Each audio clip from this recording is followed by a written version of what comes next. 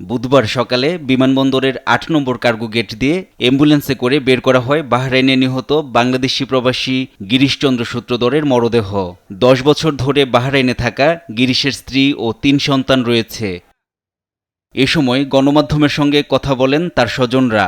মৃত্যুর বিষয়ে জানতে চাইলে তারা জানান, ক্ষেপণাস্ত্র হামলা নয়, স্বাভাবিক মৃত্যু হয়েছে তার। শুরুতে জানানো হয় যে ক্ষেপণাস্ত্রের তাই না হয়েছেন, অসুস্থ হয়েছেন, পরে মেডিকেল লইয়া গেছে তারা। এরপরে এখন জানা গেছে যে পরে যে স্বাভাবিকভাবে মৃত্যুবরণ করেছে। সরকারের পক্ষ থেকে প্রথমে ক্ষেপণাস্ত্র হামলায় নিহতের কথা জানানো হলেও পরে বলা হয় গিরিশের মৃত্যু স্বাভাবিক ছিল। মরদেহ সৎকারের জন্য তাৎক্ষণিকভাবে পরিবারকে ৩৫,০০০ টাকা অনুদান তুলে দেন বাণিজ্যমন্ত্রী। জানান, ওয়ারিশনামা দাখিল সাপেক্ষে পরিবারকে আরও ৩ লাখ টাকা সহায়তা দেওয়া হবে। এই মৃতদেহটির সৎকারের জন্য সরকারের সহায়তা বাবদ ৩৫,০০০ টাকার একটি চেক তাদেরকে দেয়া হবে এবং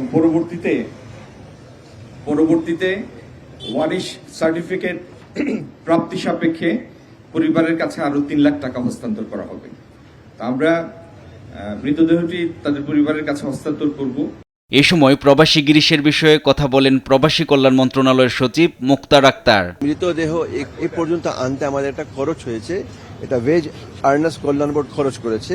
এই টাকার পরিমাণ হচ্ছে 4,25,000 টাকা।